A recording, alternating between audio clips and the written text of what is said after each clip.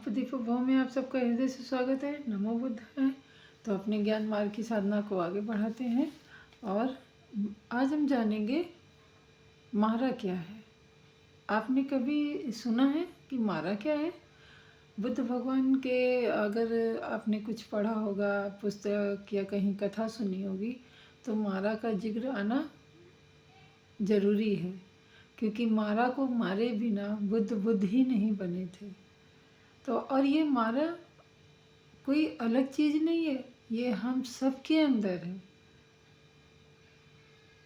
ये मारा एक जो जीव जंतु है उसमें भी है और हम इंसानों में भी है। कहने का मतलब है जिसमें भी जीवन है, जिसमें भी सांसें हैं, उसमें मारा विद्यमान है।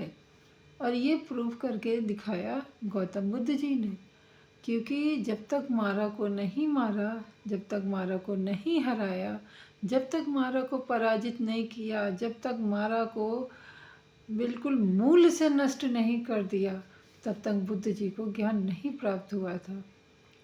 बुद्ध जी ने किसी मतलब वैसे तो क्षत्रिय जीवन में उन्होंने युद्ध किए, फिर भी किसी का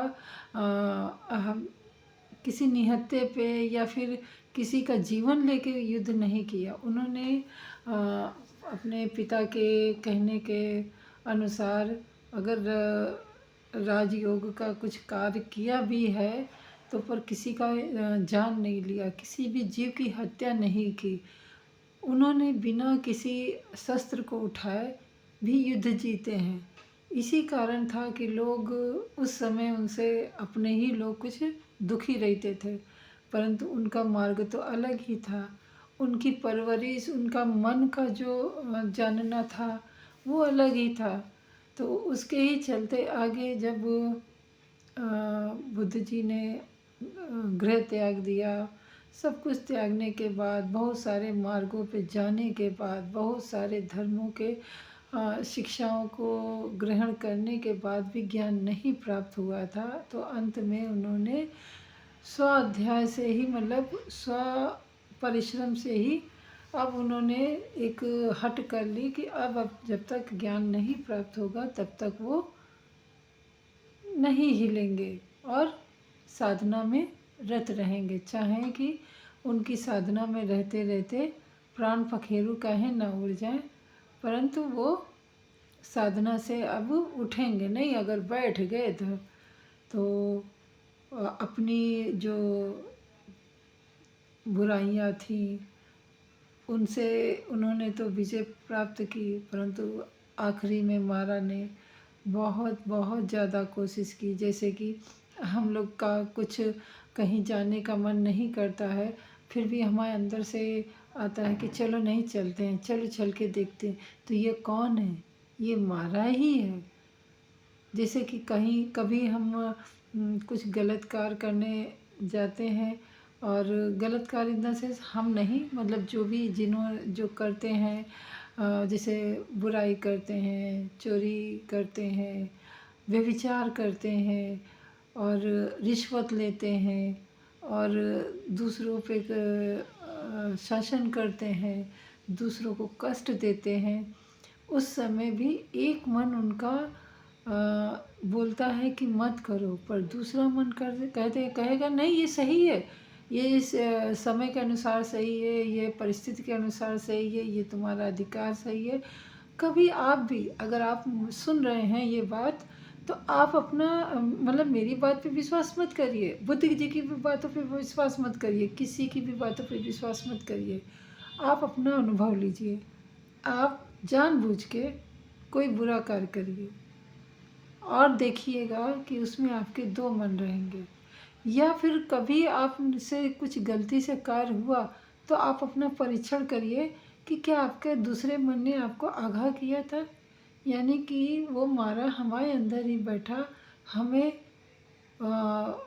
उकसाता रहता है कि ये कार्य करो, कुछ नहीं होगा, ये तुम्हारा अधिकार है, तुम्हारा, मतलब 1000 तरीके के बहाने बनाता है अपनी बात पूरी करवाने के लिए।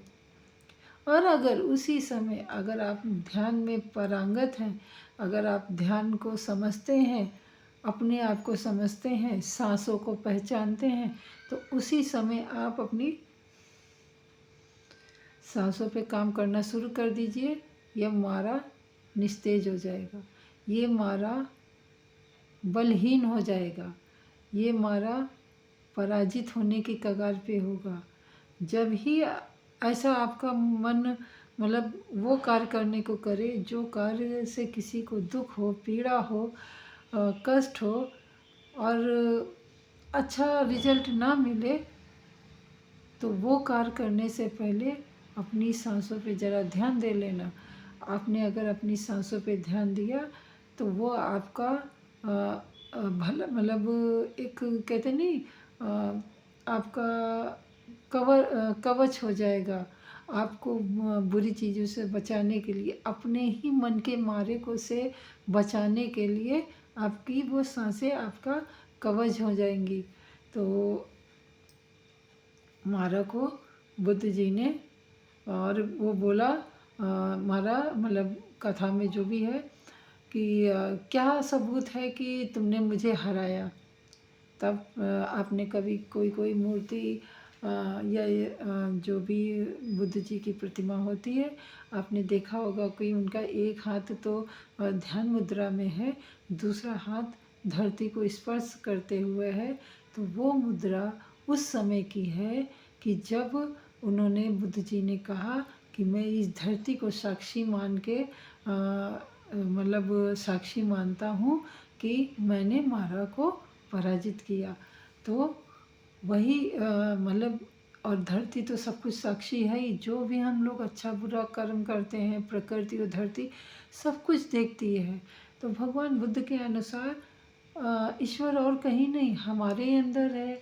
ये प्रकृति है, ये धरती है, सूरज है, चाँद है, सितारे हैं और ये जो हवा बहती है, ये जो झरने हैं, नदियाँ हैं, ये सब ही हमारे ईश्वर हैं, ना कि और कहीं।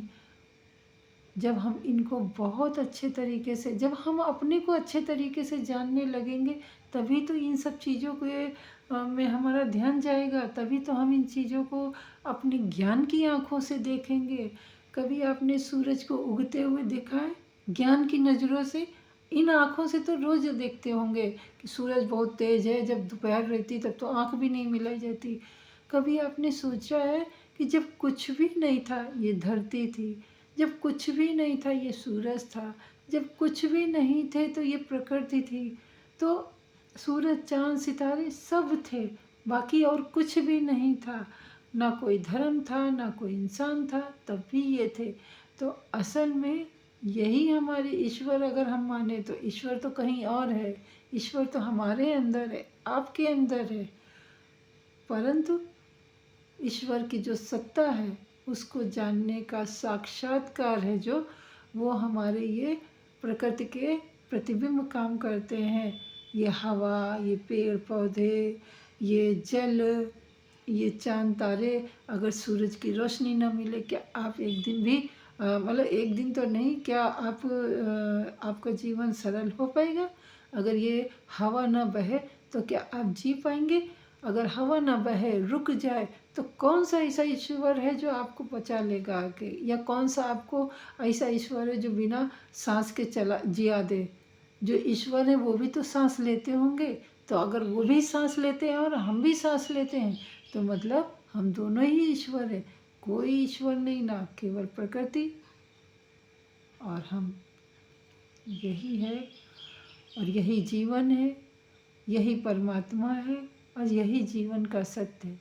इस छोटे से सत्य को जो कि आपके आसपास घूम रहा है, आप जीवन पर्यंत इधर उधर भटकते हैं, ढूंढते हैं हर जगह कि ये सत्य क्या है। सत्य यही है, यही जीवन है। आप अपने पास अपने आप को बैठाइए, आँख बंद करिए, सांस पे ध्यान दीजिए, आपको सब कुछ आपके अंदर मिल जाएगा। एक बार कोशिश तो करके देखिए। तो मिलते हैं अगली वीडियो में, तब तक के लिए नमो बुद्धाय। मंगल हो आप सबका भी, हमारा भी, सृष्टि के प्रत्येक जीवों का। ये वीडियो भी बहुत लंबा हो गया, उसके लिए क्षमा चाहते हैं।